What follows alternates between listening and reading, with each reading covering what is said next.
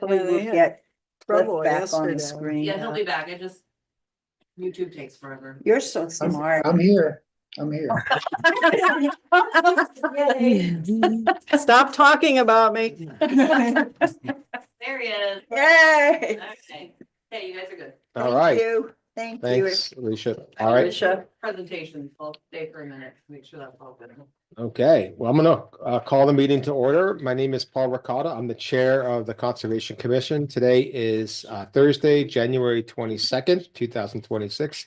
It's 12:30 PM, and we're gonna get started with a roll call. So we'll start with you, Kelly. John Racine, ex officio planning board. Charles Hastings, member. Paul Ricotta, member. Rebecca Hastings, member. Steph Lebeck, alternate. Cindy Picos, alternate. Garrett Levy, member. Cliff. Cliff Livitz, virtual alternate. All right, so looks like we got everybody here. The full commission is here. We will not need to seat any alternates today.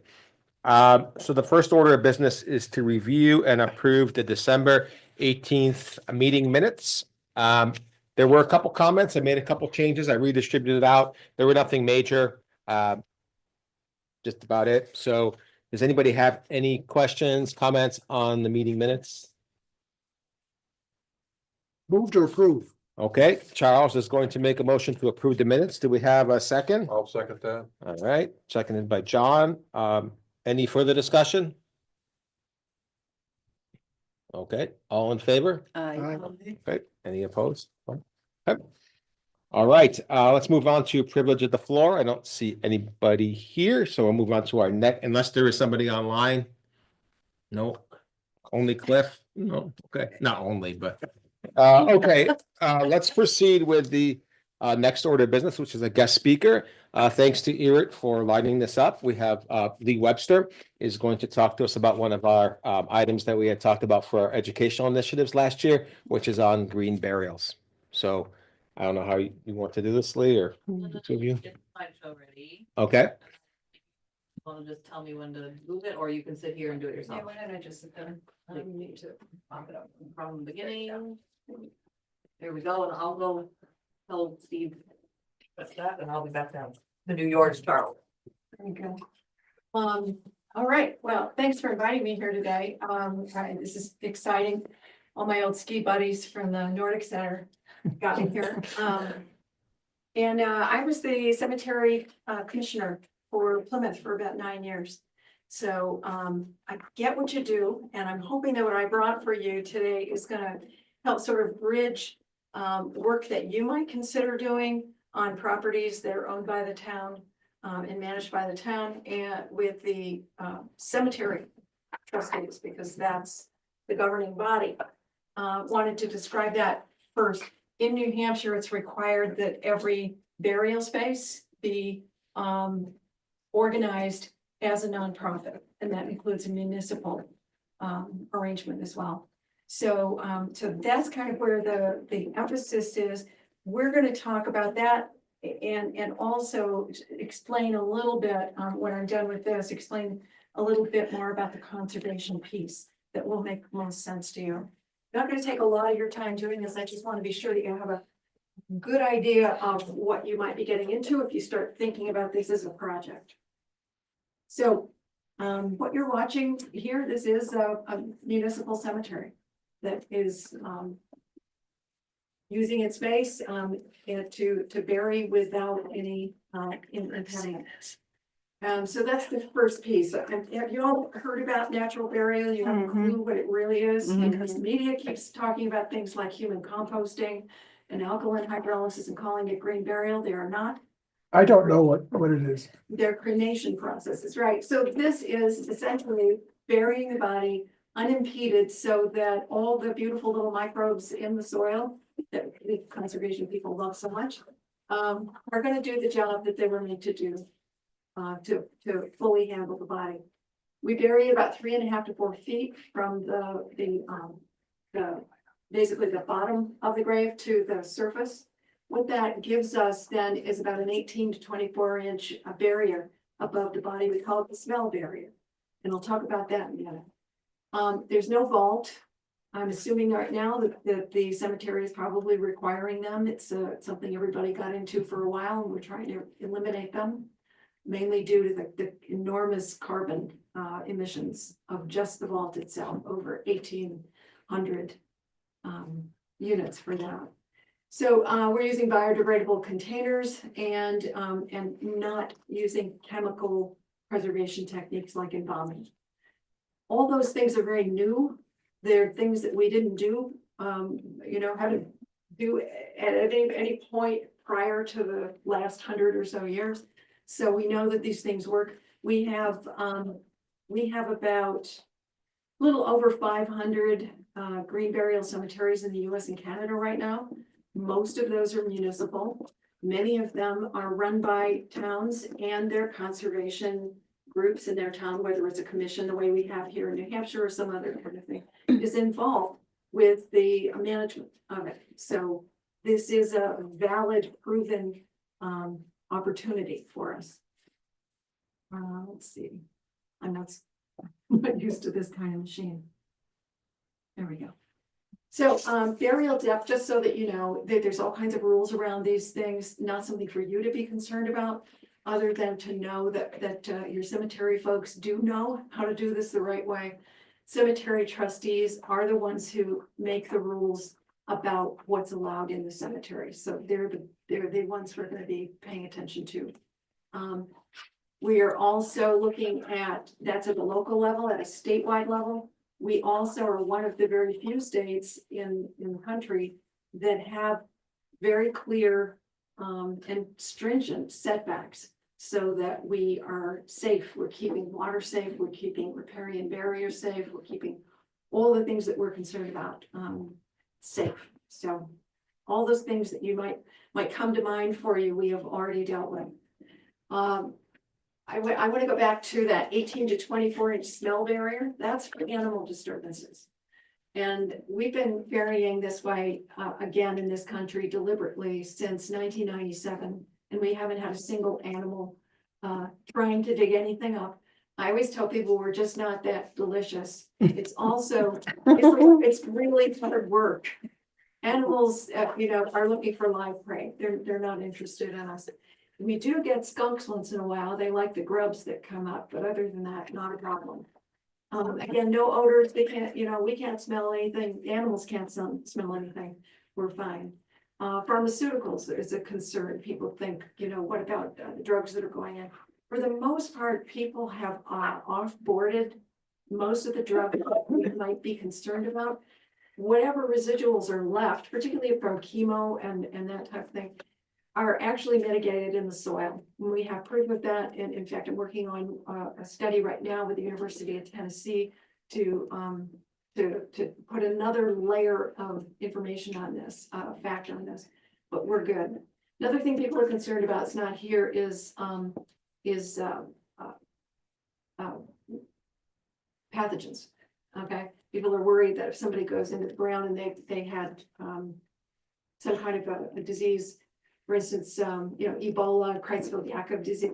We don't have this in the United States. And if we have Creutzfeldt-Jakob, the brain prion disease, burial is the best thing you can do. Bury it, leave it. Other types of things like hepatitis B, all right, and hepatitis A. They're anywhere between 3 to 7 days, then they're gone. All the other pathogens that we all experience die once the host dies. So we're not creating this, and if we were putting a concrete box around it isn't going to help. Gonna help. Because they crack and leak and make a mess anyway. We don't put metals in, including the metals, say gold from your teeth or titanium. These are all non-leaching metals. So we are not concerned about it. We do ask that people, do their best with what they're putting in the ground for containers and so on. We're looking at organic, 100% cotton, wool, hemp, all kinds of materials, linens, things that are not going to leach or cause any, what we call cemetery plume. And by the way, cemetery plume is what we get because of the stuff we're putting in the ground right now, not because of the bodies. Again, we have lots of studies worldwide that prove that. So one of the things that's a concern for those of us, you know, the conservation piece is that if the town decides they want to do a project like this outside of the current cemetery, so it's an independent group, a separate space, then it's important to find the right space. And part of that is recognizing how burials work, and that is that they can be in, I mean, we love it, and I'll talk about the soil in a minute, but we can have ideal conditions, but we don't have to. This is not agriculture, this isn't even basement, right? You know, when we're doing development things, we're trying to get the basement measurements right and all that. We are looking for a space that can use marginal space, things that are, you know, spaces that are in the margins. So if you've got a piece of property that is not wetland, but that is not, you know, ideal for any other use, it's very possible that we could at least eke out some space in that for burial. And we tend to bury, by the way, it's not necessarily soldiers all lined up in a row, but in pods or clusters. So that's a great way to use the margins. You know, we can put everybody in densely, that's fine. We tend to go with carrying capacity, which is the number of people who could be buried per acre, at about 300 to 400 people. We're not looking for 1,200, 1,500 that you would have in a conventional cemetery. What that does then is reduce the use of the land, right? We're trying to be as light on the land as we can. At the same time, the reason we're burying bodies is that they are nutrient rich, and they can actually be part of a restoration project if the land is right for burial to begin with, and if we want to improve the soils and so on around them. So we want to do that very carefully, and we don't want to overload anything. And of course, we're looking at overtime, right? I don't know, I don't have the figures on how many people Waterville Valley buries every year, but it's probably pretty low. So this might change it though. A lot of people are looking for this. People who come here to ski and hang out are gonna immediately go, oh, that I want to be buried in White Mountains. So I'll tell you more about how that might impact your decision in a minute. By the way, we do want to be able to get in with some light machinery if that's what the Cemetery Commission wants to do. Mostly we hand dig this stuff, but I think you probably know what the soil is like outside your house. So we do want to make sure we've got a little room for that. And we want to be thinking about the maintenance issues. That's where you come in, is the maintenance. If this is an area that you're going to be partnering with the cemetery folks on, you want to have the big say in what goes on in that property. So, and that's a relief to the town in the cemetery piece, because they want to see better management of that, and you're right there in Reading. So I was talking about ideal conditions. To be honest with you, there isn't an unideal condition other than, as I say, wetland areas, things that become saturated. So we're looking at about a 4 to 5 foot seasonal water table underneath the grave. So the other we don't want what am I thinking? Clay. Although it's really great if you've got sandy loam over clay. It's going to filter through, water's going to filter through, but what you need to know is that when the body is decomposing, it's in active relationship to that microbial community. So whatever is in that isn't going to go flushing down into a well somewhere. One of the things we have found from hydrologists is that your average family of 4 is going to flush about 100 times more nitrates, which is the thing we're concerned about. But 100 times more nitrates than one body over the course of its entire burial time. So the water risk to either standing water, local water, and we got those setbacks anyway, because we're going to be really careful, but don't worry about aquifers. We're not going 75 feet deep, not going anywhere, staying right where it belongs.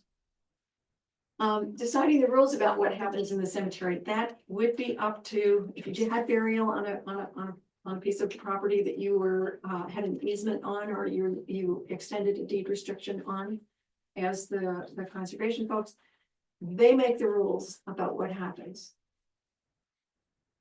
legally. But you'd have a lot of say in this. so that you could talk about all of these various things that would happen in that grave space. They would either decide to integrate the rules about the natural burial piece into their existing bylaws, or they would create separate ones. And of course, we have all of these, I have all of these templates for everybody to get started with, so it's a very easy thing to do. You have to decide what can and cannot be buried that's gonna go in there, and already we've kind of laid out what those things are because they're the definition of natural burial. We want to be concerned about markers as well. If we're on conservation property, we want those markers to be very, very, very flat. So that, and we will often add a record keeping piece that is digital. So we're using GPS markers or something like that, where we can come in and know where that burial is, but not be tending great big concrete, or granite or marble that, grave markers. Those don't happen here. By the way, they have an even higher carbon output than the vault. Every one of them. Wow. So we've gone with, native stone that's on the property, or native stone to the valley, which would be really cool. I mean, it adds another element to this. It's really interesting for people. And whether or not you wanted to put in native plantings, so that you were doing in terms of a restoration project, you could bring in things that were endangered or used to be on that property and bringing them back, that type of thing. Or you can simply do the burial and wait for nature to just come back. Okay. You can be deliberate or you can be passive. It's up to you. Or things like ornamentation, people are concerned, well, what about my veterans flag and all that kind of stuff? Those plastic flowers, none of those things. But you get to negotiate that with the cemetery people to decide what the best way is to go in this particular area. Parts of this that are really important, it means that we have to re-up standards of operation, and then also kind of look at how are we communicating with the public about this as opposed to the conventional side of things. Again, we have guidebooks and all those kinds of things ready to customize so that you can explain this to the public and to professionals. Not all funeral directors know a lot about this, and here's the reason why. The state of New Hampshire doesn't allow funeral directors to have anything to do with cemeteries whatsoever, other than to provide services to families on them. They can't own, operate, or be located next to them. So they don't have a vested interest in what happens in the cemeteries. That puts the onus on us to go to them and say, this is what we're doing in our cemeteries. We want you to be a part of it. Here's how we can do it together. So it's that type of communication. Again, we have that all kind of set up. One of the things that people are concerned about is winter burials. We do winter burials with natural burial. We want to get bodies in the ground as quickly as we can. It isn't always that easy. Certainly this weekend, I would not want to be out there trying to dig a hole in the ground. But there are 3 states in the Midwest that have the same weather as us that are required by law to stay open.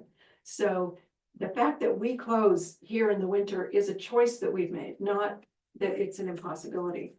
One of the ways that we do this, and you can see this is in Milwaukee, they'll just build a wood fire and rake the coals side to side until they've gotten through that frost layer.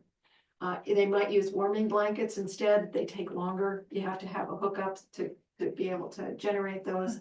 There's a product called grave warmers. They look like these great big enormous tops to a barbecue. All right. And that's what you're seeing there. Yeah, well, these are using a different kind, but they look kind of like them. Yeah. And what they do then is they use propane to heat, and they're very efficient, but you have to pay for that. You use equipment. Once you're through the frost layer, we're down into that stuff that we want to use that light equipment for here. I can't imagine this. I remember in Pennsylvania, I had to bury a ram that had died. And Pennsylvania doesn't have deep frost. And I tried this. I tried burning. Yeah. It took forever.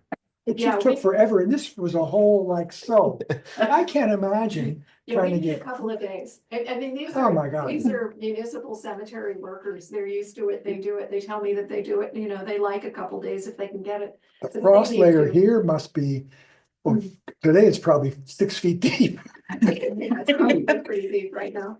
But there are other ways that we can manage this too. We can prep grave space in the fall. Mhm. One of the things that people don't know also about cemeteries is that even though you're getting handed a deed when you purchase the space, you're actually legally buying the right to be buried on the property. We set it up so that we say here on the property, but we don't have to. So in natural burial grounds, particularly conservation burial grounds, we're looking at keeping that open. For the most part, we're gonna respect where people have chosen, absolutely, but we might have to move because we might hit a boulder or we might have something else like winter. So we're gonna bury them closer to the entrance where we have already prepped a grave. We're still honoring their right to burial, but we're gonna move them around a little bit on the property. So far, nobody's complained, so. Disinterment, this is a question that comes up too. No, we do not disinter natural burials unless it's state ordered.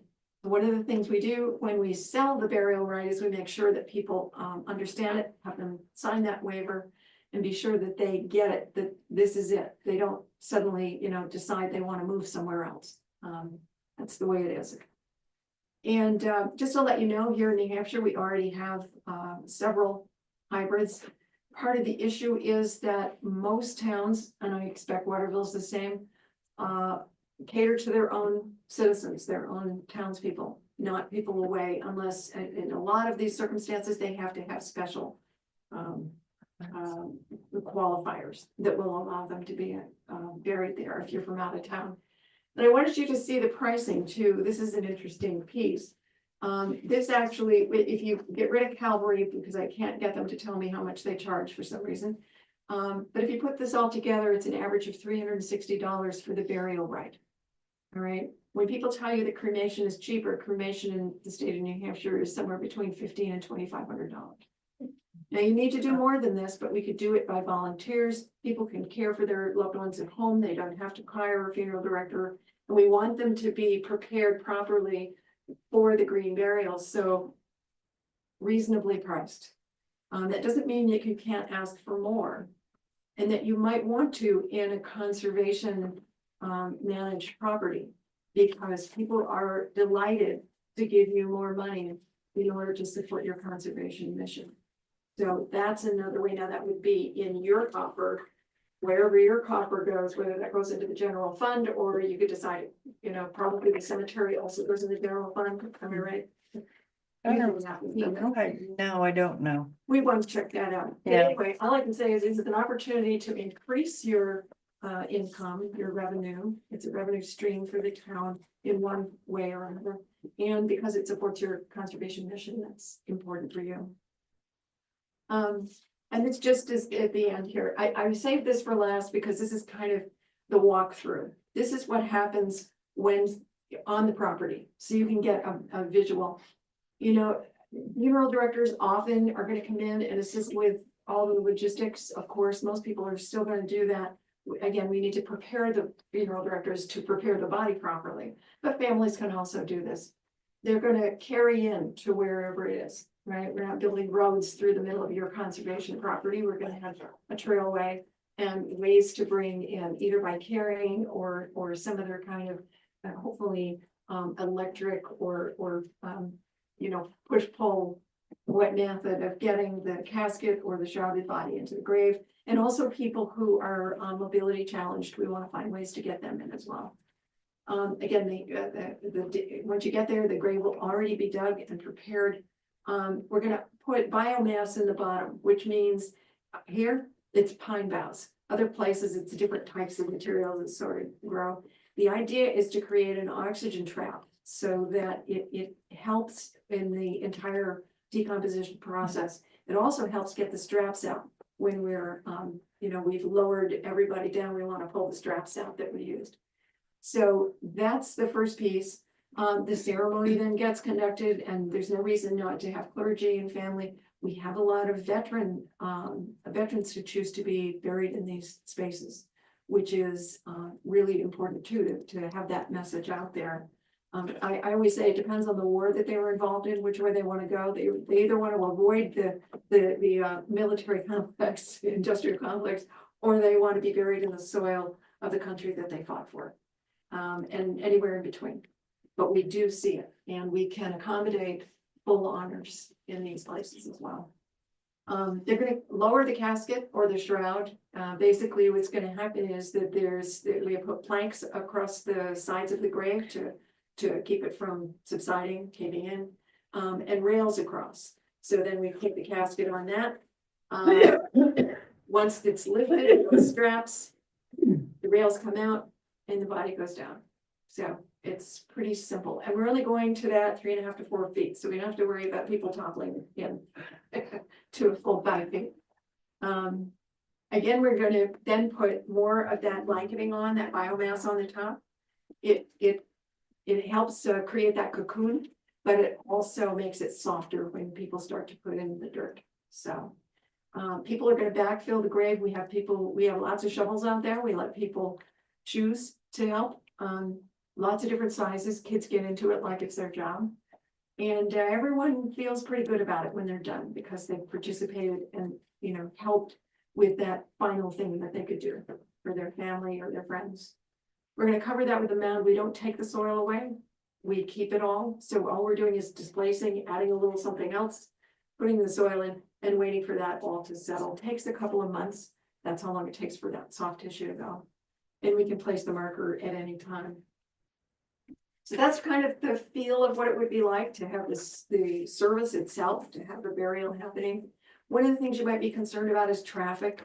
Here in the valley, we don't have all that many parking spots. It depends on where you are. But most of the time, people are really good about carpooling.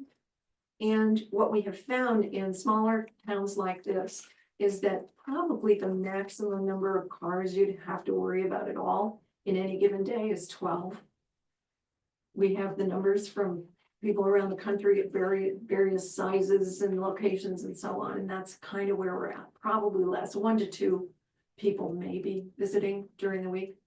But for service, probably about 12 tops. So that's something to think about. That's what I've got for you, and I want to lay that out so that you have a feel for what we're talking about, but I think you probably have more questions. I have a question. Yeah, What do we have to use the funeral company for? What services do they need to provide for the body? the funeral home. Yeah, Yeah, not everyone is a candidate for having a funeral or doing body care in their own home. They might feel more comfortable having a person taken to the funeral home. And what they do, they call it disinfection, okay. which is really disingenuous because we don't disinfect bodies. We don't go inside with the Clorox them out, despite what you might have heard. But what we really do is just bathe. Okay, Same thing we can do at home with a washcloth. okay, But what they'll do is what's called sheltering. They'll hold the body until it's time for the service. okay, And they'll help with things like filing the paperwork. You file with the town clerk the death certificate and get a burial transit permit. All things a family can do at no charge by themselves. Some people prefer that. It might be useful in helping with transportation and organizing. Some families don't want to figure out what they're going to do with the service. They'll use clergy, or they might use a funeral director as an officiant. So, but all of those things are optional. I have another question. How long can an unpreserved body be held before it's interred? Yeah, well, in Britain, it's very common to wait 2 weeks. Really? Because the idea here is that we keep the body clean and cool. So that bathing, that preparation piece, and then we have them in a cool room. I like to go below 55 degrees. You can be higher for a shorter period of time. Okay. I don't know that Waterville has an old mausoleum, do they? Does the Not that I'm cemetery have aware one? of. No. Okay, Well, back in the day, that's all you had to do was get people rooted out of the ground, that cool temperature, and you'd go for months and months. Holderness has one. Holderness does, yeah, and I'm trying to talk them into using it. Yeah, Yeah. Yeah. So the problem is, I mean, another piece is you could have them in the morgue at the cemetery, or you could have the funeral home shelter. But they often will keep people for a couple of days for free maybe, and then start charging $100, $150 a day. Okay, So funeral directors are gonna say, no, I can't keep them. Morgues and hospitals, depending on what's going on, they might be able to keep, but if they hit a spot and they need those lockers, you're out. okay. So, yeah. Ms. Webster. Hi. So listen, my question is, I probably need you to be a little clearer, not just for us in the room, but we're recording this Yes, for the people out there to understand the towns that allow this and the towns that do not allow this. If you could elaborate on that. yeah, this is a choice that every town in the state can make. It's entirely up to the town how they want to run their cemeteries. Other than those setbacks I talked about, all governance of cemeteries in the state of New Hampshire is local. It's elected officials, right? And it's either a cemetery commission or it's your selectmen. One or the other, and I don't know what that is, but so they get to make the rules. Some of the names that you saw, some of the towns that you saw have deliberately chosen to relax their bylaws and say, no, we're not gonna require vaults here or there, we're gonna do this and that. They make their own decisions based on what they've agreed as a group. Others never bothered to write bylaws, or they never bothered to require that families purchase a vault. I mean, we're talking $1,200–1,500 for the vault alone. Most people don't even know they have to purchase one. So a lot of places have just said no. So that's where the list comes from. We have what I call vaultless cemeteries, ones that just never required it, and others that deliberately are making this. Does that answer the question? Yes, and to follow up on another question, so the people that are buried in this town right now are not the green burial. But they do have the headstones that are flat, like you said. So I guess my question is, and I'm not sure if they require vaults, but is the vaults required for people that have formaldehyde in them? Is that what the vaults are all about? The in-ground? No, the vaults are all about mowing the lawn flat. So the formaldehyde can just leach right out into the land? Eventually, yeah, concrete breaks down and leaks. By then though, formaldehyde, which is a gas, is gonna have dissipated. It's the other stuff that's in the fluid that's damaging and problematic. And you can learn about that more. I'll send you some links to things if you wanna explore that. Okay. Yeah, there is something you just tickled for me, and that's cremation. We tend not to want cremated remains in these spaces because they are, even though they are, they're not actively dangerous, they're 200 to 2,000 times too alkaline for plant growth, which means that they're going to, you put them in the ground, they're going to, everything is going to try to run away from this stuff. It doesn't further biodegrade, it just sits there forever. And so you're doing the opposite of putting a nutrient-rich body in the ground. You're putting this inert nothingness in there that everything runs away from. It's mostly salt, right? So everything runs away.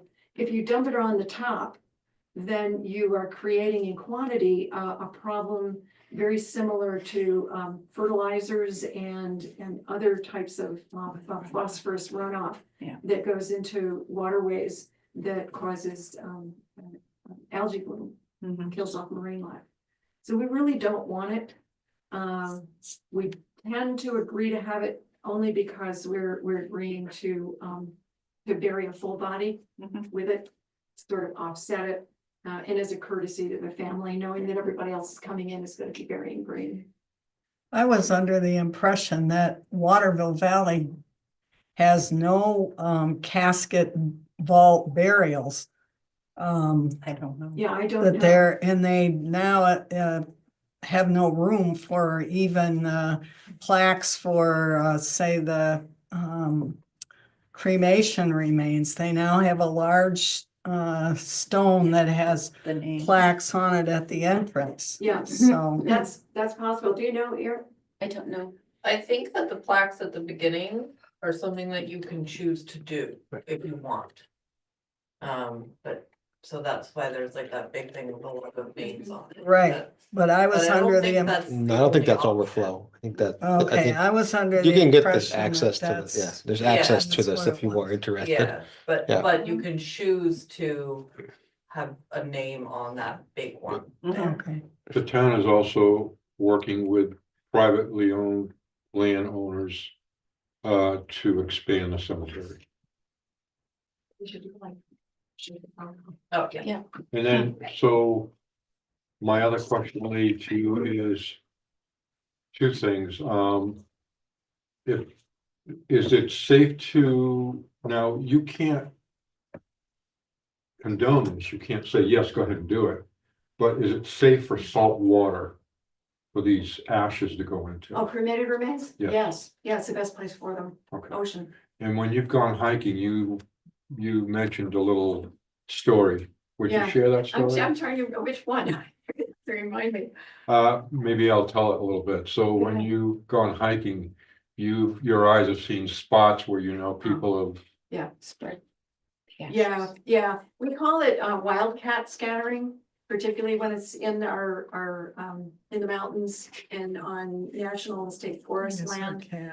And a lot of national forests are Oh, and nicely. national, Flowers grow you know, very nice. like the Arches and Mm. Zion and all, they're telling people to stop. They're cracking down on it because people are just dumping this material. And it's just, it's out of hand. So we have to stop doing that, but you can tell. I mean, the thing is, they're not necessarily fully broken down. So it's not cool, you know, and it's not cool to be at the beach and have your kid walk up with a knuckle. It just happened. Right, yeah, yeah. That happened once to my kids. Like, Oh, my God. so we need to be responsible for what we do with all these Mhm. leftovers, and that's the piece about natural burial. There are no leftovers. It's one and done.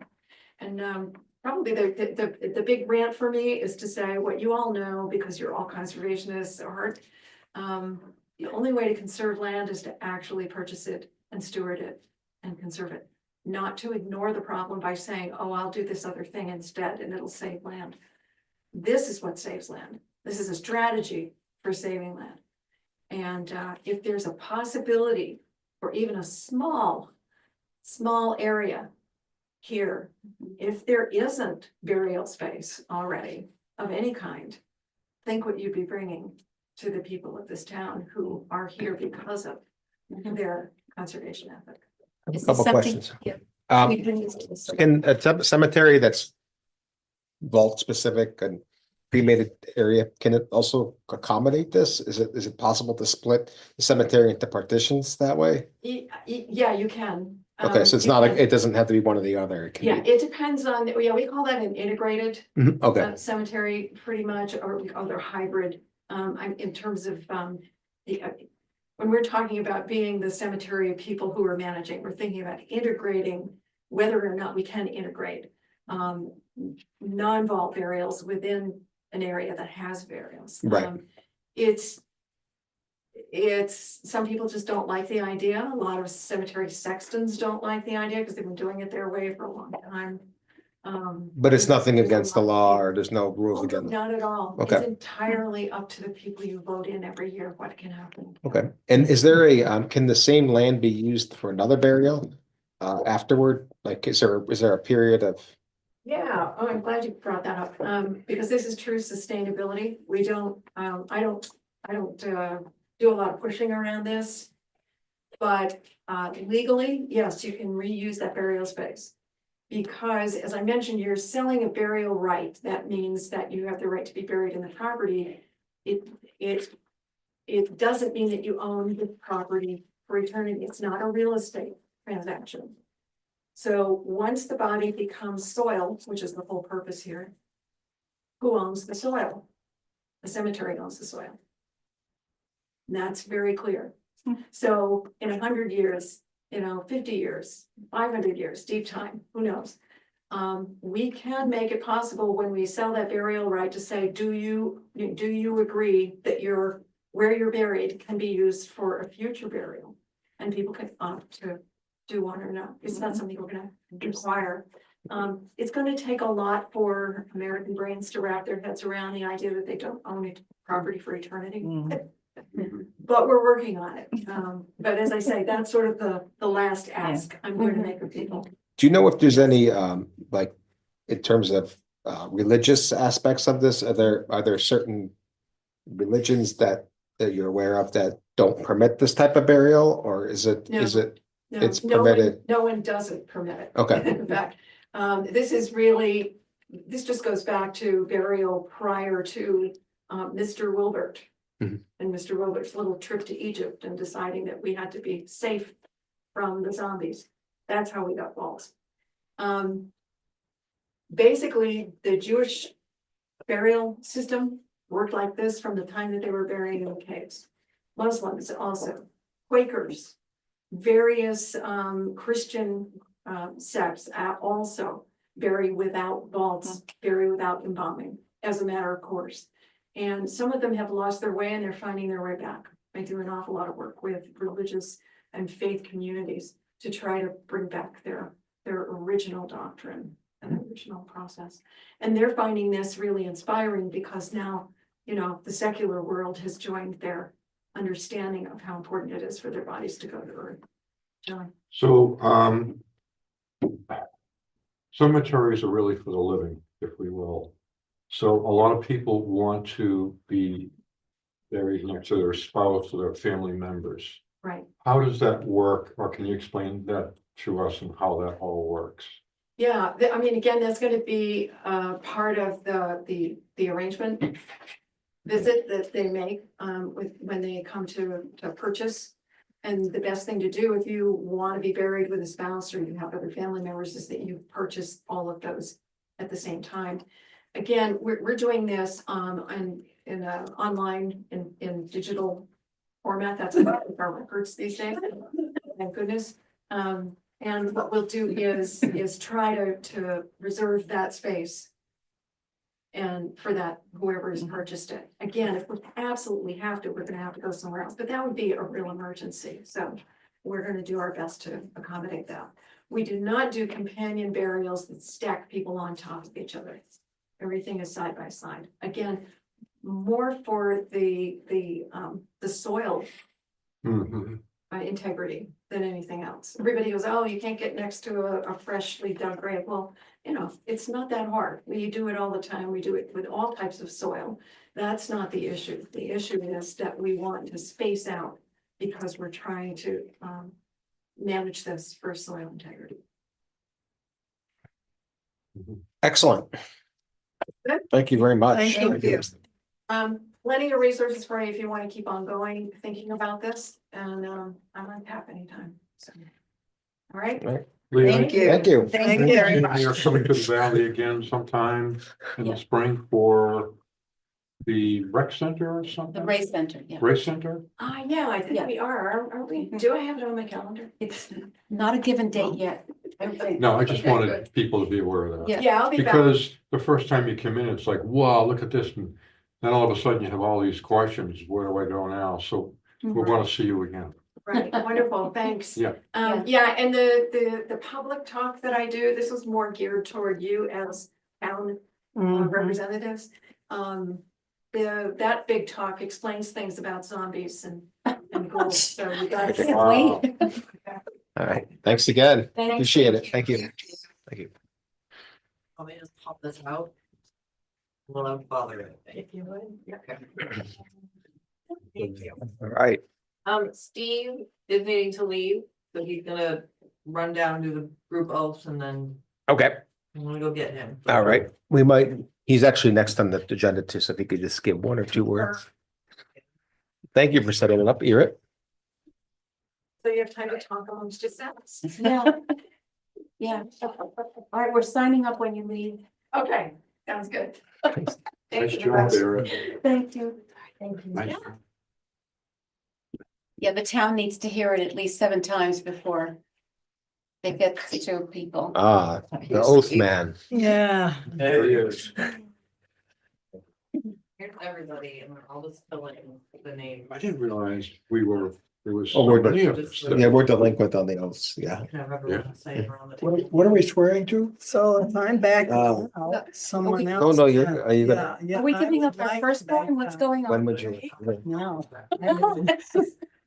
I have many commitments and Yeah. I'm trying I think to you need to work down. something in writing. Do I Maybe have just do to- the oath now, then you might, if you do another town thing, it might carry over. If you do another town thing, it might give your It's on Zoom, so I don't think oath it's- maybe valid, Not necessarily. but not necessarily. No, because the other night I was sworn in as supervisor of the checklist. And But a it's, different, it's the same oath, but a different. it's So it's- different. it's So just- it won't carry Cause over. I'm up for reelection to library trustee. Yeah, yeah. When does your term? I don't have, I haven't. Your term. All your- the term. Let's see, your term is, My library term is no, but there's 26. conservation commission. reaction to that probably is not like Conservation. acceptable it being on camera. 20. I'm a hater, like, Oh, yeah. taking minutes. When's mine? I So think I Charles don't- gets, 20. so that's not. Yeah, I in should the watch the video. List, okay. Yeah. All right. AI. I don't like AI. Yeah, so yours is 2028. Charles is 2026. Oh, so now, You have to, no, you have to re-up. I do. I Oh, don't. geez. And Everyone was alive. Yes. And then AI takes Jenny over. Lucas. I'm ready to retire. Yeah. So the Right. last brick. And I'm thinking. So, Needed to lose It's her. just- so yeah, you, I'm concerned. Beforehand. So you can do that. Got 2 years left. Good to see so many people. We haven't had such good attendance for a long. Sleep on this for a meeting. Yeah. Sure. And if we could just reconvene to do it, there's just some questions I have relative to the length of terms and the Oh, structure of the terms that I want to make sure we get ironed out. yeah, I have them, but you and I can work on it together. Yeah, Make sure that we're both consistent. what I have listed is everyone except for you here, it looks like is getting sworn into a 3-year term from 2025 to 2028. Mhm. And I don't think that That's not that right. would be Mm. proper. No, there's pretty staggered. the Well, not times. that So in a different, staggered in different, Different years. Yeah, Yeah, so like mine, for me, it's 2027. yep, I have that. For Charles, it's 2026. Oh. Yeah, let's. For Rebecca, it's 2028. If I could reconvene and just get those proper, so I Okay. can make sure we do these oaths in Mhm. the For 09. best manner. Yep. I apologize. Yeah, no problem. 9. For Thanks. 29. Did you want to give us do you have a second to give a brief town update to us? Or do you need to get out of here? I have at 1:30, but yeah, what is there? Any? I don't know, anything that you want to mention about anything that's going on with respect to the treatment plant or any of the usual items that we Yeah. kind of go over? Sure, so where we are right now today is I'm trying to button up all the warrant articles that will be presented at town meeting in March. There'll be a lot of them, like there normally are. A lot of them consist of changes to our zoning ordinances. 14 articles just relative to zoning ordinances, housekeeping items. We have three selectmen's ordinances that need some modifications. And the rest will be consistent of special warrant articles, contributions to capital reserve funds, and our operating budget. So we're tracking relatively well to have a successful, hopefully, town meeting this year. I had the board and I and Dylan had a call this morning with all of the entities that we have partnered with to support us through the wastewater treatment plant project. Those folks are legal representation with Rath Young Pignatelli. PFM Management is the financial analysis firm that we've hired. And also, obviously, our engineering firm, Black and Beach, today to do a kind of like a pre-meeting in preparation to have a public information session that is scheduled for February 11th, That's right. the day after our budget and bond hearing. Yeah. So at that meeting, you'll see hopefully you all can attend, you'll see a presentation that starts off with a legal, giving some legal updates. Then we transition into the engineering update, and then we cap it off with the big piece, right, is from some rate modeling that's gonna be provided by the financial analysis firm. The rate modeling is gonna have a couple of different options, 2 or 3 different options that incorporate loans through the CWSRF, which is the state loan program that they have. Loans through WFIA, which is a federal loan program that is administered by the EPA, and loans through potentially the USDA that has a small grant component potentially associated with it. And an unknown is a SAG, which is a state aid grant. SAG. Yeah, I we love think will be part of the project, we just SAG. don't know how much we're gonna get authorized for that.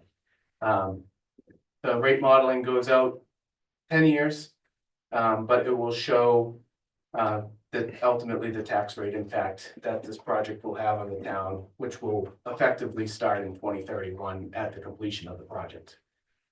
One of the models that you'll see shows a ramp up period. What if we significantly increase our tax rate over the next 5 years to put some cash away for the project? How does that impact the principal and interest rates thereafter?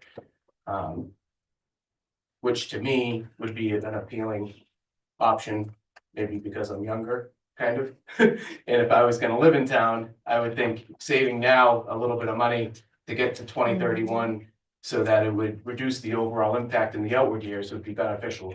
But, you know, everyone's gonna have a different take on. Existing conditions of the plant, Dylan and his team are doing a fantastic job keeping that plant running. There will be some costs associated with that plant in the next few years. Significant costs that we're gonna have to look at just to maintain operations. So we're planning for that. Other than that, the other bonded warrant articles that we're looking at, in addition to getting authorized for hopefully some more funding to support that project, would be some additional road project authorization to do work on Snows Mountain Road, to do work on Cascade Ridge, potentially Bean Bender and Moon Peak, no, Lost Pass. Yeah. Thank you, Cindy. And then another warrant article, I think, will be presented that talks about a sewer line going up Snows Mountain Road. Right. That'll be separate to the road projects. Nothing on Boulder Path yet. Boulder Path monies were authorized last year, Oh, okay. so we're gonna have pretty much finalized designs in front of the board next week to proceed with that, go out to bid for that project this year. The question that's kind of up in the air, Charles, I think is, do we want to combine Boulder Path with the Snows Mountain Road construction because of the infrastructure underneath the road, the Yeah. water line? It might make sense to combine those 2 projects, just because if we're opening up the earth, we might as well look at it. Steve, the one thing I did ask Rich Reader is that if this is going to be a long meeting, could we break it up into 2 days? The informational session? Yeah, Well, our goal, Cindy, is to keep the presentation to an hour. That's our goal. So we're gonna allow 20 minutes for each of those entities essentially to go through the presentation and hope to have an hour or 2 of commentary period. That's kind of how we're, the thing is that sometimes, as we all know, the important things are towards the end as well. And people are just tired and frustrated at that point and just wanna, whether it's yes or no, yes, let's get out of here. You yeah. know, and that's a concern. We've got some big things on our plate right now. I don't think this will be the last informational session that the public is gonna Good. be presented by these folks. I Okay. really don't. Whether or not we need to bifurcate this meeting, maybe, we'll see how it goes. I think we leave it open, but Good. yeah, we're hoping to get through the content in an hour, push out the content and then let's hear it. Okay. Is there any update on the progress of the hazard mitigation plan? Did you get any feedback yet from the state? Not yet. I've not heard from other, or I haven't seen anything come through. No, I thought we got something But a couple days ago. it's possible they just didn't CC me on it. Let me take a quick peek, Paul. Just one of those recurring agenda items. Yeah. Never goes away. Never goes away. It's always on there. Yeah, just give me a You couple of remember? days, I'll talk. Yeah, to yeah, Dave no problem. It's, And, okay, see where we're at. excellent. Okay. Anything else? that you- Yeah, so who is Bill Dower, spoke last night? He's awesome. Yeah, Bill and Mark, actually, they went to West Point together. Mm-hmm. And Bill's career largely, I believe, was spent with the White Mountain National Forest as an engineer. To what capacity, he's told me he's worked on road projects in the forest. He's worked on some other ancillary engineering projects in this area before. And Mark kind of tagged him as a contractor, so he's under contract with the town to help us with some engineering projects. He helped us with the Snows Brook Road project and the Tecumseh Yeah. Road project, and in my opinion, he's been pretty valuable. And just an extra level of support for us. He's been on with us for a few years. Yeah. Yeah. Yeah, I'd say 2 or 3 years. He's been good. He is good. So the reason I ask is just at the end of yesterday's long meeting, and just as I left, he mentioned briefly something about, is he a part of the concept of the sediment retention plan on the east side of Valley Road in Snows Brook? Because he said, I foresee no problem with that, and I was stunned. I didn't know what he had to do with it. I don't recall if Mark brought him into the fold on that project, particularly Charles. I really don't think he did. But Okay, I'd be happy to connect him with you if you guys wanna. maybe I misunderstood because I didn't want to interrupt. The meeting was going on too long anyway. I think it's something he would be interested in, for Yeah. sure, find some value there. But I think in response to Charles' question, I think what he's referring to was more dealt with Horizon in terms of that particular Only on the topic would be, Only on dredging. okay, I asked Bill to come into the dredging project piece because frankly, that was another one of Mark's projects that I didn't have a lot of involvement in. Right. And knowing Bill's background, I said, hey, is this something you can help us with? And so he started conversations with Andrew Peroni of Horizons probably about 3 or 4 months ago.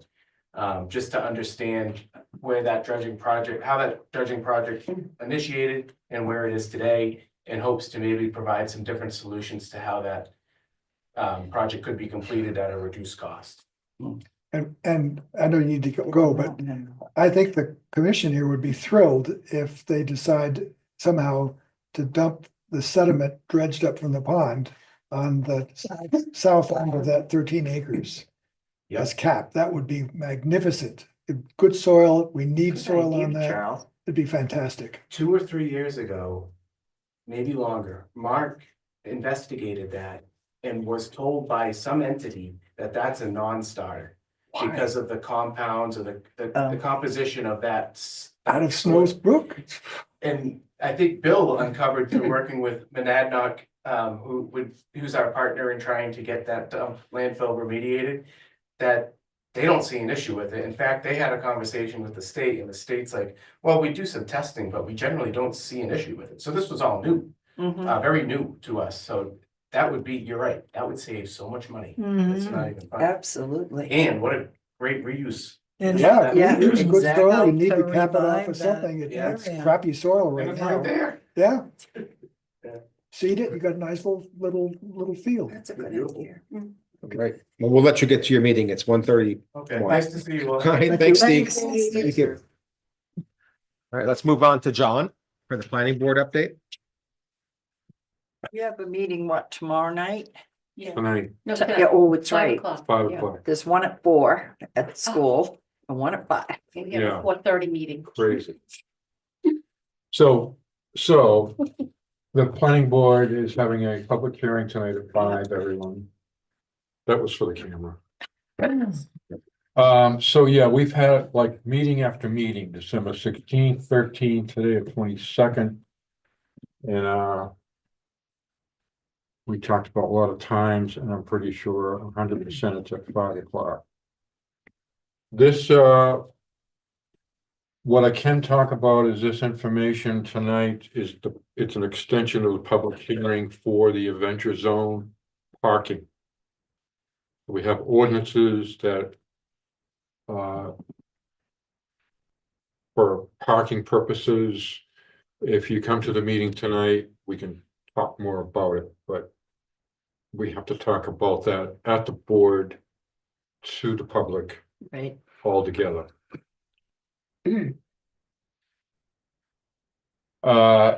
Also, something pretty interesting. I spoke with the Forest Service the other day and found out that they are gonna expand and blacktop and stripe the Welch Dickey parking lot area. Oh, really? Yeah, so that's a very popular, Yeah. as we know. So that part that's like a dirt Yeah. parking area, that they're gonna pave that and stripe it. And maybe add a little bit more spaces to that. Okay.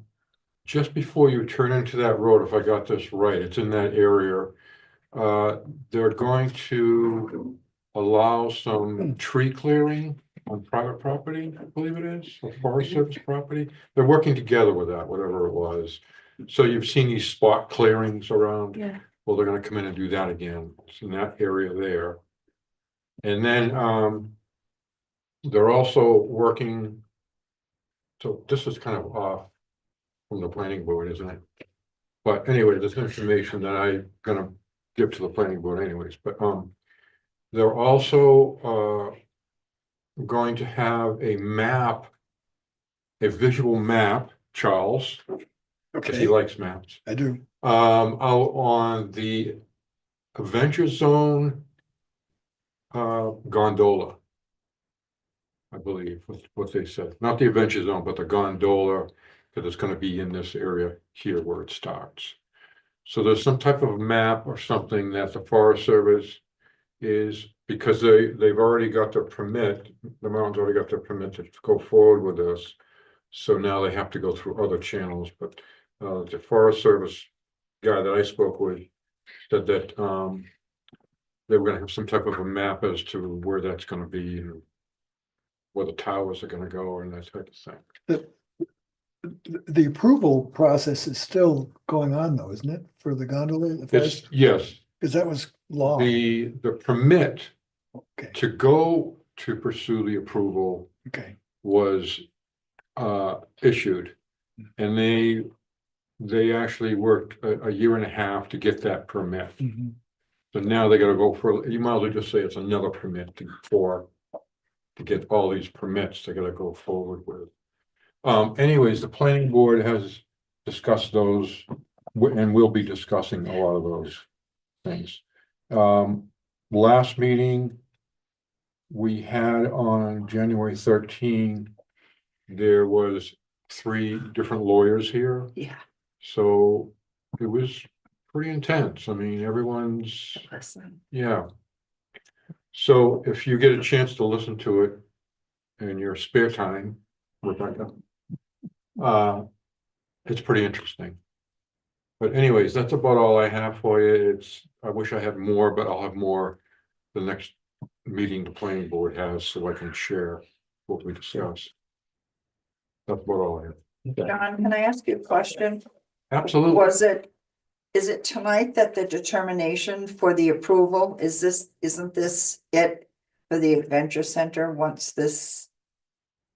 I believe, I'm From the hoping, way it sounded from that planning board meeting, which I listened to, I'm, yes, yes. yes, and because of a bunch of reasons, we only have so many days once the Left. Tyrell Yes. started, I think it was 65 3 days. yeah. And he did give us, I think, a 2 week extension, maybe. I thought 2, but Two Yeah. weeks. You Yeah. might know. Yeah. Okay. And that again is for the public, so they can hear everything. If we change one thing, we have to redo it over for a public hearing, so that everyone can be involved and yeah, express their thoughts and opinions. So I think tonight would be the last public hearing, that's what I thought. and Yeah, then we will deliberate, Okay, thank you. hopefully. We have no cookies, but you could bring some if you like. So John, I have a question that's not really related to the outdoor adventure center, but does relate to something on the planning committee that kind of came up as we've been dealing with this Snowsbrook remediation thing. And this pertains to this the CIP review committee. Yeah. I guess that is run by the planning board, It is. correct? It's a subcommittee. Subcommittee. Yeah, So is there any way like you could give us an update on that when or interact with us on that process? Like what not, I mean, it's too late now, but in terms of particularly our project, which was assigned a very low priority score by that committee. But yet no information was sought from us regarding that project to even describe it. And as Charles pointed out, that a lot of us on this commission know a lot more about that project than probably anyone else in town. So it would have been a really great opportunity to be able to explain that to that CIP group. mhm. So I just was wondering if there was like, Can I- if we can sort of, maybe in the future, sort of have an opportunity to interact with them, like Well, I'll have more. through info. you Go in ahead, particular. Cindy. The thing is, years and years ago, and I was on CIP for 15 years with the planning board.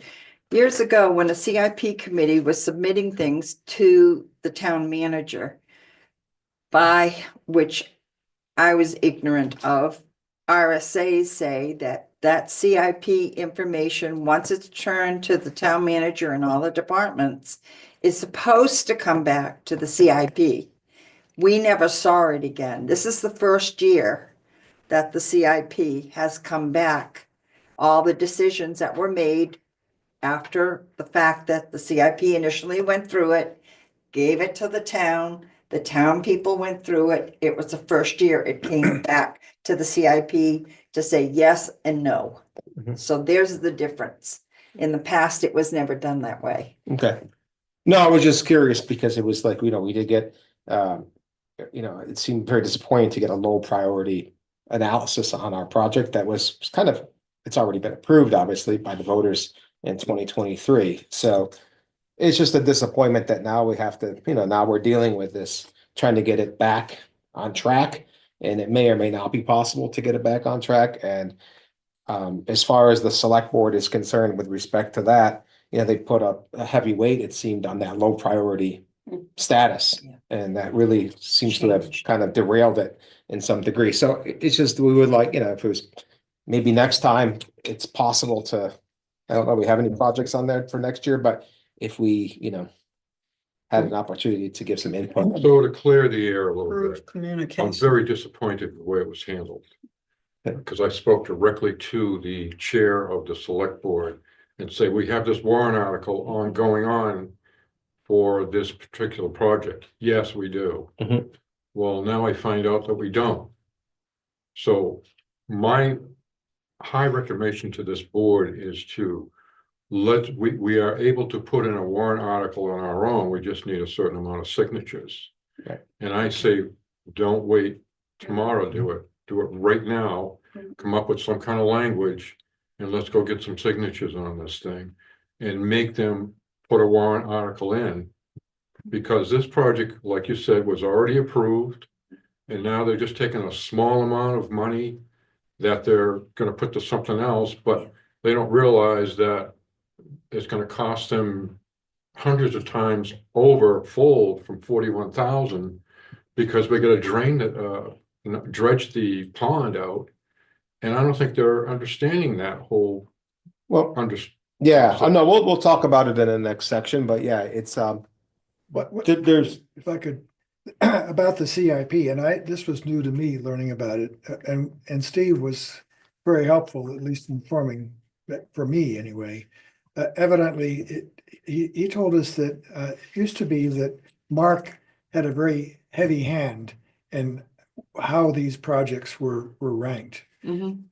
And that I think Rich told us that a couple of years ago, or very recently, the recommendations came to the select board and that virtually every single project was rated high. Yeah.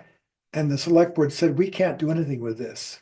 And so this year, they were under heavy instructions to go through and actually rank them. Mhm. In that process, as I understand it, our Snowsbrook remediation got ranked low, along with many others. And when the select board received the recommendations from the CIP, we were told, they had to struggle with how to deal with which of the highly rated ones to fund. And anything that was rated low or middle just couldn't be considered because they had to make a decision on which of the high ranked ones.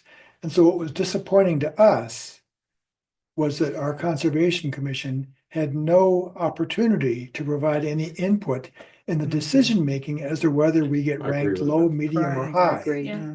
And I guess some other entities did. Oh. Some But we other didn't, yeah. parts of town did have Yeah. input to the Yeah. CIP and It we slipped did through the not. cracks. It did. It slipped. So, Because and when I I can't get ticked off as much as I'd like to. The select board is between a rock and a hard spot. If they get a recommendation that says low, it's already over the hill, I'm afraid. Yeah, but like I said, It's not. it was, It's not, yeah. Please, it was always Mark's decision in the past to rate them. You were right. It was nothing to do with coming back to the Yeah. CIP to go overall. Yeah. and So, when I was in, when they were going over that with the planning board, I X right in there, high. So when it came back to a low, I'm like, and I Yeah. spoke with the. Yeah. I was very confused on how this all worked. Now, I think that the conservation board should have been invited to that. yes, Yeah. Yes, absolutely. speak. yes. Mhm. So it was wrong, and Yeah. I wanna. I'm gonna go to the select board and speak something, I don't know what, but I gotta get it out of my head. Yeah, no, I mean, it's not, we're not like, we're trying to be very constructive here and, we were told. Specifically, Charles and I, to bring this up and, that, not in a harsh way or anything, but just to bring it up that our ex officio, needs to be Mhm. aware of this. So that's kind of, we were told this at a meeting that Charles and I were at last week, but so that's kind of where this is coming from. So if Right, you could do that, that would be greatly appreciated from our right, side. so that you know, Mr. Chair, I'm always fighting for. We understand that, no, we just want To to, give you a exactly. good idea of how that worked is the master plan. They didn't want to put anything in about the conservation, and I fought for that, Yep. to be in there, No, I know. so it is. Gotcha. So this, and like Charles says, it's a really tough decision for the select board to make decisions on what's what. But I don't think they realize that we're trying to mitigate this to save $4 million. They do now. I mean, They do now, yeah, they're aware of that now. Spoke at length yesterday about that. And I give them credit. They were willing to Yes, backtrack and listen to us, give us So- time. So I have to ask the chair, and maybe the ex-chair, can we go forward with trying to put some language together for a warrant article? well, let's talk about the next, we'll talk about that in the new business. We give you an update on where we are with that right now. Okay. Got it. And how we're going to, what kind of strategy we want to take on, Okay. should things not go the way we hope that they go. Does that make sense? Yep. All right, so that's good. Thank you, John. Thank you for that. Yeah, so let's move on to our new business for today. Or actually, it's old business, sorry. Our old business is, the first item here is the Snowsbrook remediation project update. So as many of you are aware, Rich Rita was going to address the Conservation Commission Yes. today. He decided that because Charles and I were invited to the select board yesterday to present on this, that we would relay the information to you, and he wasn't needed to wasn't be duplicative for him to come to the meeting. So he did give us the opportunity to present in front of the select board. I guess you have a flavor now, after the last conversation here, I think kind of what happened and what the select board sort of took on as a recommendation, which is to essentially pause I know if we want to put it in a nice way, pause the project. And kind of reevaluate, looking at some classical engineering sort of solutions to this sedimentation problem. And one of the classical engineering solutions that was discussed and is nothing more than a concept at this point would be to excavate sedimentation basins, essentially on the conservation land, the greenway land. And of course, that is land that we will be using as well for our project, where sediment will end up on that east side of the bank. And can I keep going, Charles, or? Yeah, go ahead. Okay, so this classical engineering solution was proposed, but again, no feasibility studies have been done or to even understand if it's even possible or whatever it might be. Obviously, this would necessitate more dredging of the sedimentation basins on a regular basis. So this is not a bioengineering solution like what we have with Rick. So this is a completely different idea. It's not that it won't work. It probably will capture sediment. We know that. We know how much sediment comes down Snows Brook. But at the same time, we would like to solve the problem, or at least curb the problem upstream if It's not possible. preventing it. Right, It's just so- collecting what keeps coming down. That part of it was turned down by the government. Thank you, Cindy. There is You've been saying that. It was One other turned down. It time. was something that we had presented as one of the options was to do that filtration system there, and then it would be eked out every year or whatever it would be. So there were two proposals. One of the proposals was to have a concrete sedimentation basin on the west side of Valley Road. That would be at where the confluence of the Yes, stream and the yes, pond are. yes. And that, I don't know if that's the one you're referring Yes, to. I That think one it was, is the one. that was like a $2 million project, and that obviously is deemed too expensive. So Okay. this is a different proposal to do it on the east side of Valley Road. But I guess the point we're making is that the more cost-effective way is to use a bioengineering solution like we have. Okay, that's more context sensitive. We've assembled the team. We're all cooperative. We've got a good group assembled. It's taken a number of years to get this to happen, but we have that group assembled. We're ready to push forward. Rick is ready to go. Okay, we just need to get in on that small projects submission day Yep. for that, meet that deadline, and Rick should be ready to go.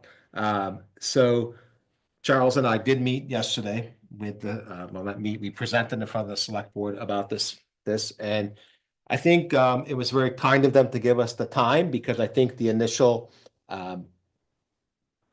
attitude was that this was done. It wasn't going to happen, that money was going to be returned from general fund into, into just surplus, and was going to be used for other purposes or whatever. I don't know the technical terminologies of all the accounts or whatever. I think we tried to make the case that this money has been approved by the voters. We're not asking for anything else. And I understand that there are administrative barriers right now, and we do need to seek a warrant to have that money reallocated. But it's just basically administrative sort of delays that we've had, unfortunately, with the missed deadline with the small projects in the fall. Other than that, as far as I understand, we're ready to go. We do have the wetland permit available, I believe. I believe that's what we signed. So we're going to be checking on this all. I have an email in with Rick, a conversation going with Rick right now. I gave him all the select board questions, so he's probably going to be presenting to the select board on February 4th. Good email, good questions. That was quite a list. And I'm happy to share that with all of you as well. The latest communication with Rick. So he's aware of what the select board's concerns are. One of the main concerns that came up yesterday, if you watched the meeting, was this idea of the culvert replacements and how that would work. And obviously, as we know, working with Rick, it's he's a one-man show. It's a small outfit, and he gives us a price. He's not going to give us an itemized breakdown of every single little nut and bolt that he's going to spend $1 on. He's going to give us the total and work off of that. So we're going to just try to get a breakout for the select board regarding how much of that budget is devoted to culvert replacement and so on. So that's kind of, where we're at. So What's the time frame for a warrant article? so February 23rd, I believe, is the drop dead date. So. Okay. Okay, so we've got. time. Yeah, so let's see how this works out with respect to Rick on the 4th. And if we can get the select board to support our project, which, they did once support. So let's see in the past. So let's just see if we can get that to happen. I think we had a positive experience Yeah. at the select board yesterday. Yep. And so let's just kind of see how that goes. But I do think we should also have a backup strategy as well. If that involves submitting our own warrant without select board approval, that's something that we can consider as well. The Select And board they- had good questions, and we need to resolve those in order to give them a chance to approve it. They wanted to know a number of things, and we really couldn't answer it. We didn't know the breakdown on what the 9,000 has been spent so far. I don't know what it went to. I can sort of guess, but they asked us, what, so far you spent 9,000, what did you get done? I don't know. They asked us, of the 41,000 that's left, which parts of the project that was originally budgeted for 100,000, which parts will get done? I don't know. I have a general sense that Rick wants to focus on the lower part of the valley, but I don't know, and I think it's reasonable for the select board to ask that. If we agree to ask the Yes. town to refund this 41,000, what is it actually going to do? We don't know that. Yeah. And there were a number of other things that Right. we couldn't answer, and it was a little awkward that we didn't have answers. I don't know. We were just mentioning the retention basins that were originally planned to go in the pond. Yep. That what was the deal? They were. I thought they were not approved by, And was who it would- DES? why would they the not Army approve it? Corps? Army Corps of Engineers. It was the Army Remember Corps. Mark saying wanted to- we wanted to do this and they said no. No. they Well, what would does the not. Army Corps work?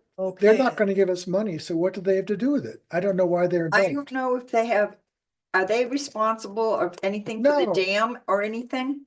I don't think so. I don't You're know. not referring to the site visit when they came with us to do No. the site. No, This is something different. no, This is something something that Rick Vanderpool had had to- recommended. This is what we paid him for, to go and seek these people for this project. Not just that, but permits. If you Yep. ever went for a permit, you would see how much they cost. His time is, And I was Quite a bit of time. embarrassed yesterday because when I gave my little spiel, I was under the impression that everything was set to go this past fall.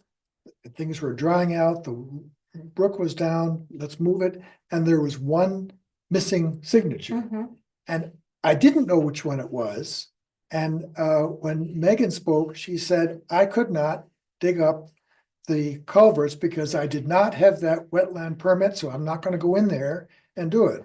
And then later on, Chief Noyes Yes. implied that Forest Service has not approved it. And then someone else, Rick mentioned small projects. I think the Where David's. did we break down here? they didn't approve it because that form was not signed. Right. What- It was what- form number one. Projects, I think it was this. They didn't make the small projects deadline. I think that's Yeah. Mhm. the That's hang, all it the was. snafu. Yeah. It's not the wetland permit. It's not, Yeah.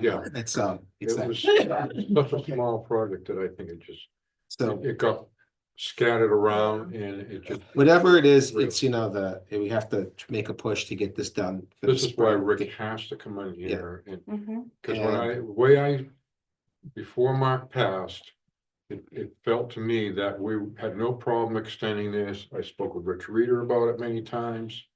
And when I left that meeting, I felt that this was gonna be put on as a warrant article. It might have been a lower one, Right. but it will be a warrant article. Correct. Now I hear, no, No.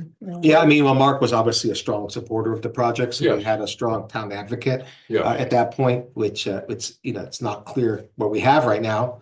So that, Mark was and I'm sure a lot of these questions that were asked yesterday could have been answered by Mark, because I know Mark Right. and Rick Yeah. works very closely together Yeah, on this. So I wouldn't be embarrassed by it, Charles. There would be no Okay. way for us to know. You know, and now we have an unfortunate situation with Mark's passing, that this, you know, there was a lot of interaction between him and Rick regarding this, and those details, I'm sure, are known. And Rick will be able to, you know, answer those questions anyway. Right. Which we promised the select board that we would get those answers for them, so. Good. Have they seen this slide, Charles?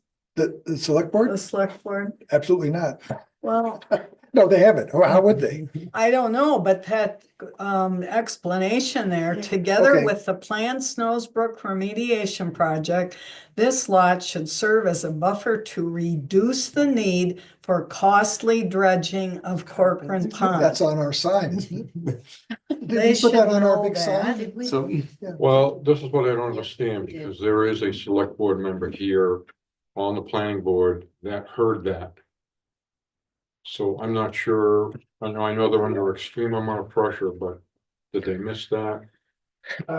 And what I'm a little well, concerned with is why I wasn't involved. okay, well, the impetus here seems to, where this whole idea of killing the project or postponing it, whatever you want to say, came from, was from this banter that occurred with the engineer and the town, with apparently some select board involvement, where this excavated man-made sedimentation basins idea came about, where it was hatched. It wasn't, there's been, again, this is just concept. It's not that this is gonna be something that is gonna be done or even be permitted to be done, no one knows. But at this point, so the idea was that would supplant, or, you know, it would replace, it would be duplicative and replace the need for this project that we're doing. When in fact, that's completely not true.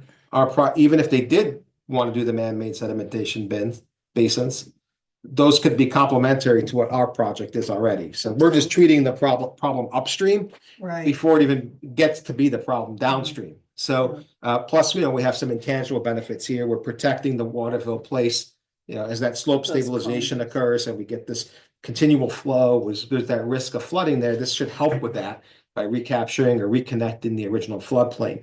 So, you know, this is a complementary project. It should be viewed as such. It should not be reviewed as one or the other. And this is a non-dredging solution. You know, the sediment is going to spill hopefully into its natural floodplain, and it's going to just sit there, and it's going to be probably pretty scenic, but it's not going to have to be dredged. And good for the forest. Yeah, so it's not going to have to be dredged. And Wendy brought up a point, what will this do to the health of Snow's Brook? Right. I think we need to get Trout Unlimited involved and have them. I think Rick should be able to answer that in general And too. Rick probably could answer that. Yeah. Just if I could interrupt, I figured since we'd be discussing this, we should share with the commission some of I spent a lot of time making maps and images. And so here are a few that might help. Hey, everyone. Megan. Hey, Hi, Megan.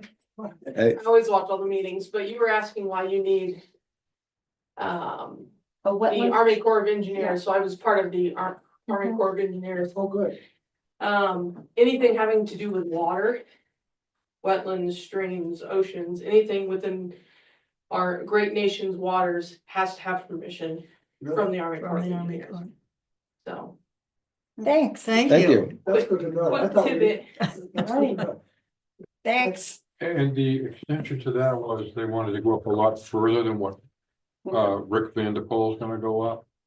Oh, so. They were gonna he go cut up a back. couple miles, 3 miles. Yeah, he was gonna go, yeah, Originally. Yeah. yeah. originally, Army Corps. yes. Denied it, and Rick, I think legally can go. It's under an acre, under a mile, but I forget just how far up he can go. Mhm. We'll have to hear what he says. Yep.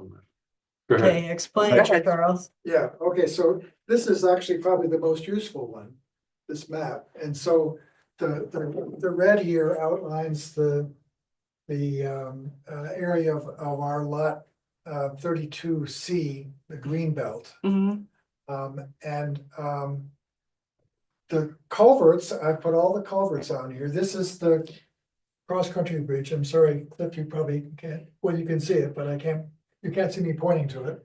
And then there are actually 5 culverts.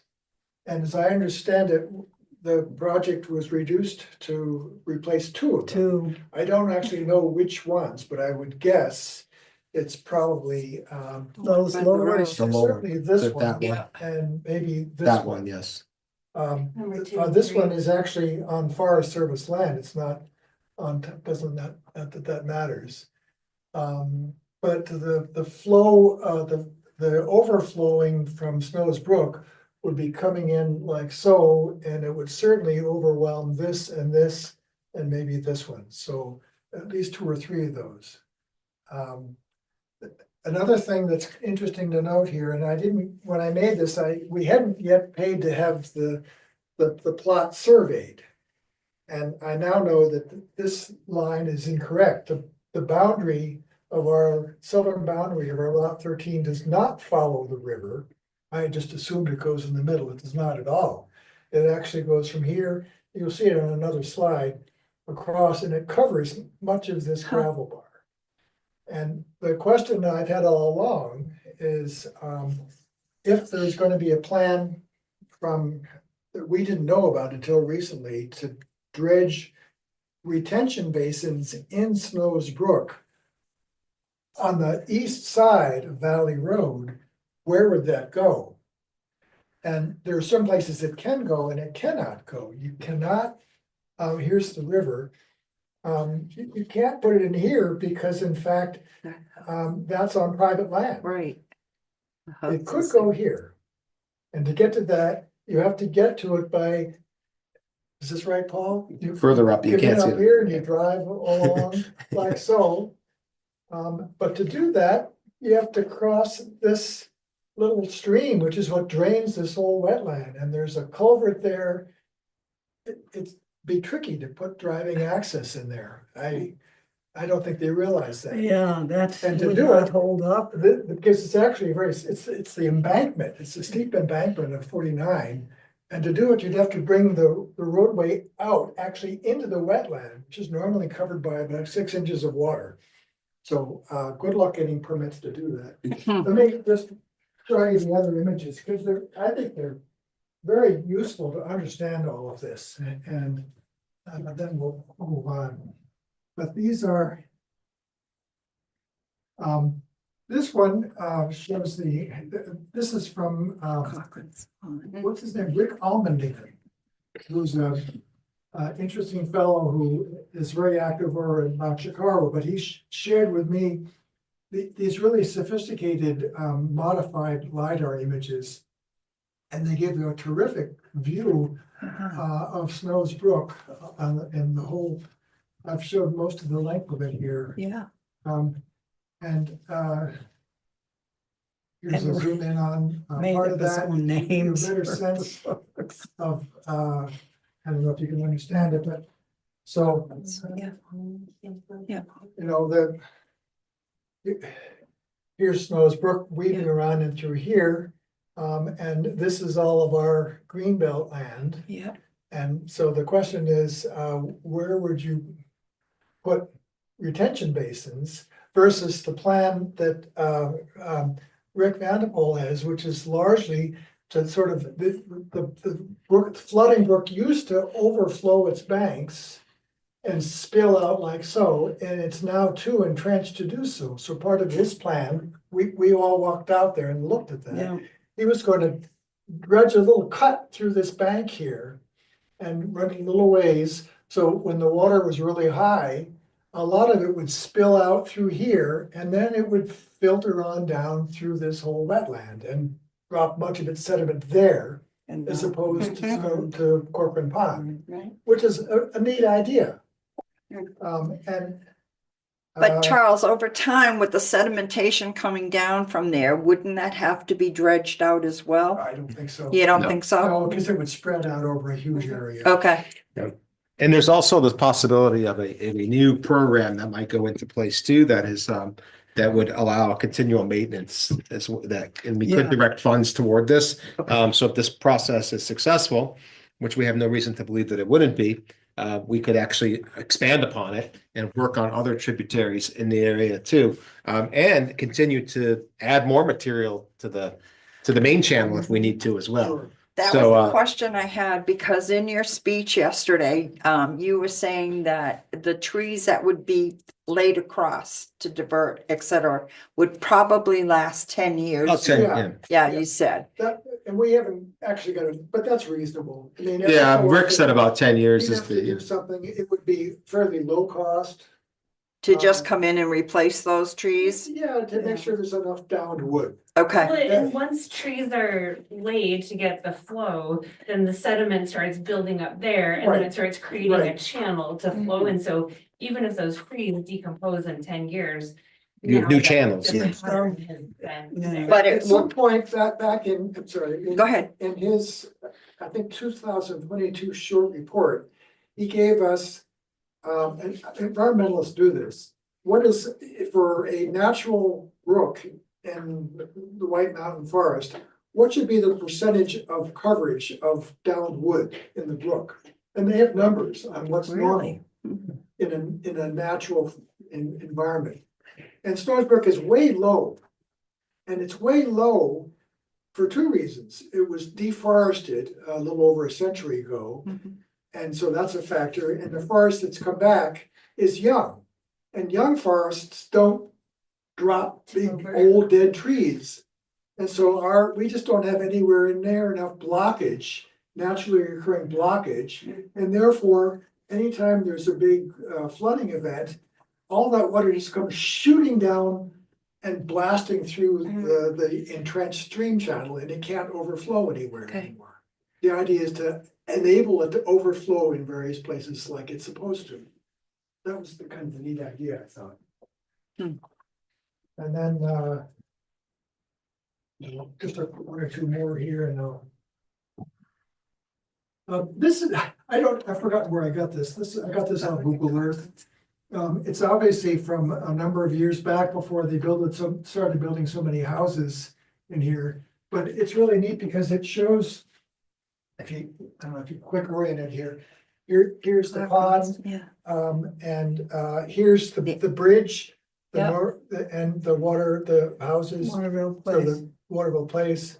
But look at the gravel bar there. Bar, Wow. yeah. Yeah, And that gravel bar is actually part of our Greenbelt lot 32C, but it's on the other side of the brook.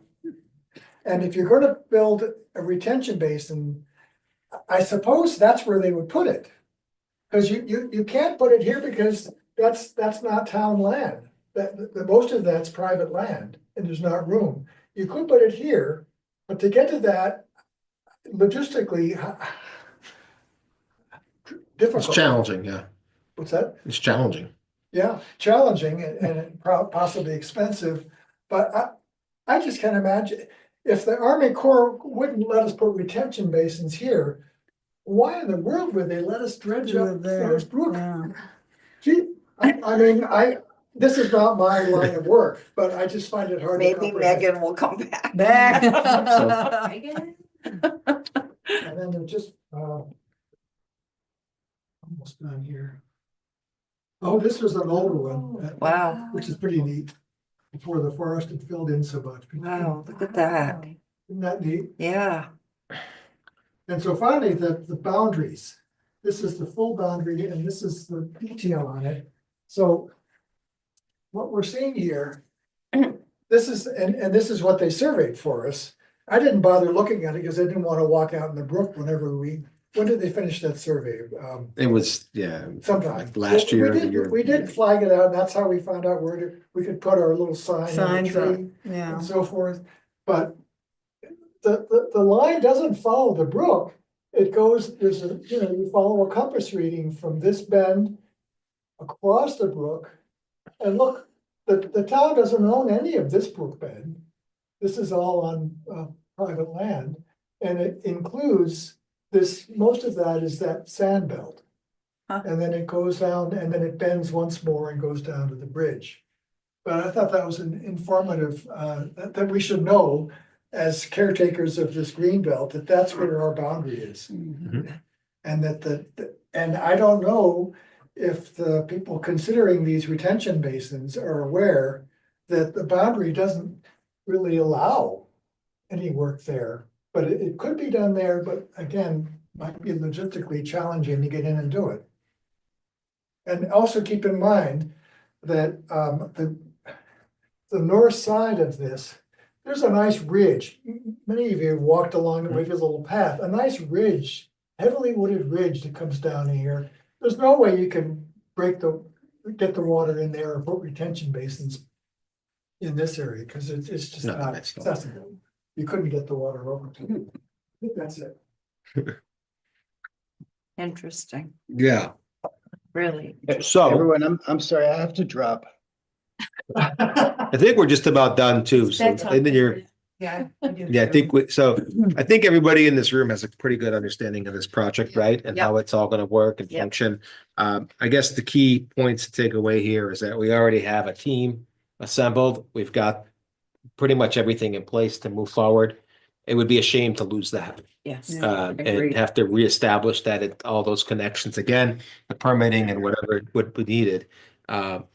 It's probably not impossible to reestablish it at a later date, but it's just, it seems unnecessary. And it seems like, we've all, Irit started this so many years ago, and and a lot of us have spent time there and put a lot of work into this. So to see it kind of pulled away from us Yes. on a project that's already been approved at a town meeting, would be disappointing. I think Yep. we all agree on that. Yeah, we trust Rick's expertise and hopefully he can answer the detailed questions. Yep.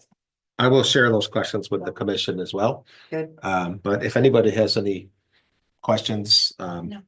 or, if you need some questions on the project, just, I think most of us who But haven't been here Justin, through you'll it send can, us all the questions that you put forward Yep. to Rick. Mhm. Good. absolutely, and he will address those at the select board, hopefully on February 4th. Yep. So if we can get a decent contingent there, that would be probably good too, to support Rick. Yeah. If people want any of these images, let me know. I mean, I can send it to you, but So basically, if we were to construct our own warrant, if things didn't work out the way we want them to work out, we would need to get some of this sort of terminology correct with Mhm. respect to the funds, the different funds where the money is sitting. And, we were not able to use the old warrant because the old warrant asked for basically new funding, Mm. right, to fund this. We already Right, have the right, funding, we just right. need to get it into the right kettle. Yep. Right, so, to the right pot. So, we can think about that. Okay. Is that something that we would need like a subcommittee to get together outside of these? No, it should be probably about two or three sentences, the warrant article, but we would need to have we'd have to signatures, so we would need people to get the signatures to get it onto Okay. the meeting. Okay. But we do have a little bit of time right now, so Yep. let's see how things progress, hopefully positively. And see where we end up. Okay, We need to. all right, so I think that's pretty much the update, right? I think so. If you can.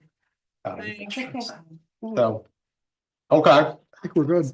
I think we're good. So we got the hazard mitigation update, so to speak, and then we got this master action plan. Let's hold off on that. I mean, we're already at an hour and 45 minutes here, unless I think we Yeah. probably, Yeah, we don't need. unless somebody wanted. I don't think there's anything more to say on We it, need Okay. honestly. I mean, Well, Just hang on a minute.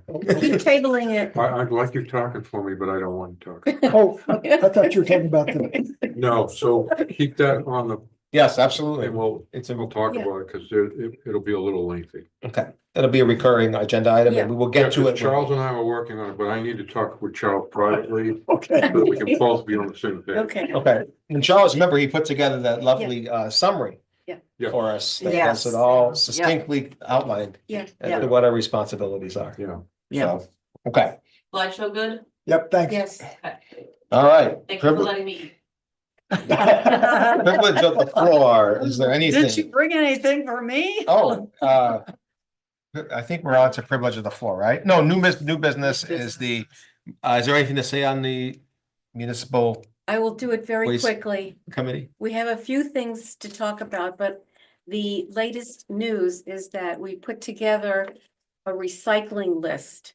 It's posted at the post office. Oh, So when people ask you, what are we doing for household recycling? Well, that's good. So I'll give you just some examples. We have Hannaford Recycling Paper. All your paper, all your junk mail, please bring it to Hannaford. They've got a bin just for paper. And the other bin they have is for plastic bags, the Is that the shopping one out bags. front? Yes, Yeah, okay. Yeah. only the shopping bags. Do they take Um, newspaper and magazines? Paper, yes, that's paper, yes. Now, if you have other plastics, this is something that's new to people, but Walmart has a huge bin at the entrance, at both entrances. And they collect all plastic, not hard plastic, soft plastic, also plastic. called film. So your toilet paper's wrapped with that, your Oh, lettuce comes in Yep. plastic, your produce bags are the soft plastic. Okay, So I can tell you that I collect a lot. Paper and that soft plastic, I have a lot. Go to Walmart, drop it off, do what you have to do. So our transfer station will collect your aluminum cans, your vegetable cans, metals. Okay. In the big bin, but Megan, hello Megan. Megan hasn't put the sign up yet. get So on the we're- stick, Megan. We're waiting for you. Aluminum pie plates? No, They're I don't think aluminum pie plates. I don't think so. No, We'll wait. I'll ask Mike about that. I think it's just cans. Yeah, it's cans, soda cans. aluminum foil? No. I don't think so. I No. don't think we've That's weird. heard about No. that Huh. as one of the items, so, Right. but I will double check. So that goes into the large We need, metal New bin, Hampshire needs a bottle law. Bottle and can yeah. law. But that's for our MSW meeting, not Yeah. here. So that's it Okay. in short. I've got a big list at the post office, so look at that. How do you feel about the list in terms of, would it be something that would be instructive to post on the website? Yes. Conservation It should go on website? the website, yes, Okay. yes, Even a mailing or not really? and a mailing, maybe, Okay, maybe let's that's think about something we that. could talk about. For Yeah, the I- next I- water sewer bill. Yeah, and I don't know who has to like approve the water sewer bill, Select board probably. probably. Yeah. But, yeah. Yeah, Okay. well, we, Well, Wendy's on our, yeah, we've Committee, done so- that before. Okay. Put an insert in. Yeah, let's think about that. And also, I guess, if we do it on the website, Mm-hmm. is there gonna be maintenance involved and will are these things subject to change, like if the Walmart Good stops point. taking this or that, or, point. so. Anyway, well, thank you. That's good. yeah, Very good. We'll go look for that at the post office. Okay. Excellent. Okay. All right, next meeting. Okay, this is kind of, I don't know what your agenda say, if you're the same as mine. No, mine has an update on it. So, I'm actually away, for the next the third and fourth, Thursdays of February. okay. So we can either do February 12th, or I was thinking we could do the normal, which would be February 19th. And one of you could preside. I put Charles as his No, vice no, chair. no. Can we do He's the vice 12th? chair. You wanna do the 12th? Because it will be right after It's February right after the 4th. I was 4th. gonna say that Let's- would yeah, be good. let's do that. Okay, so let's go with the 12th then. So your agendas, I think, have a different date on them, the 19th probably. So let's go with the 12th then, if that's good. I have And 12. then from March, we'll be back to the normal. Yes, sir. I have 12. Good, you put it on Good. there. I did? Yeah. Oh, I did say if Charles wants to be chair. Yes, you did. Okay, so you do have the most updated one. Okay, good. All right, I think that's about it. Is there anything else that anybody would like to discuss? Good meeting. All right, well, thank you, everyone. Do we have a motion to adjourn? Make a motion to adjourn. I'll second. All right, and all in favor? Okay, All right. right. Thank you, Paul. Thank you, Paul. Thank you, Paul. Thank you, Charles. The culture- Thank you, John. Oh, I want to get